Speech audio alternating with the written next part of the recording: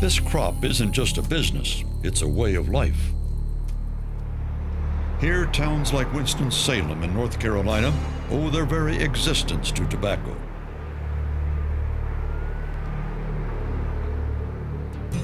By the mid-60s, cigarette companies like RJ Reynolds, the makers of Camel, had not publicly conceded the link between smoking and health, but they were secretly carrying out animal research. It started out with the best of intentions, that they were sincere about doing research, and then something scared them.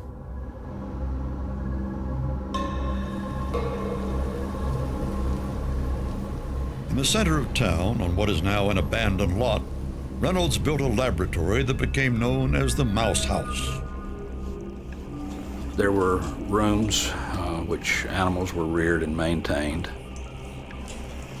Probably one of the first things you would have noticed is the smoking machines. They were fairly large machines that had been designed and built by the company to expose small animals and larger animals such as rabbits. They were quite unique at the time and considered state-of-the-art. The experiments examined how inhaled smoke affected animals, in the belief it would help scientists understand the impact on human health.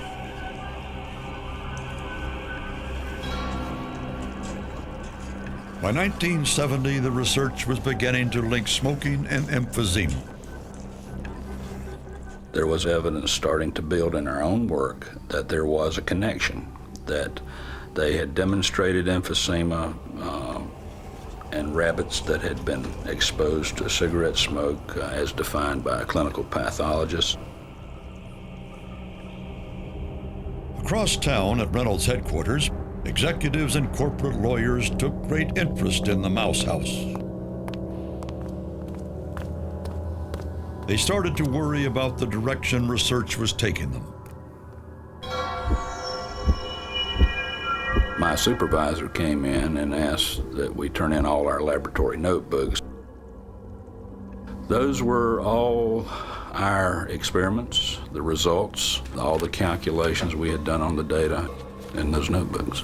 The explanation was given was the legal department wanted to look them over to see if there was something potentially damaging to the company. Mouse House researchers say they were later told the notebooks had been accidentally destroyed. As a scientist, I was watching 2.5 years of hard effort go for naught. It got worse. Management called a meeting with the scientists.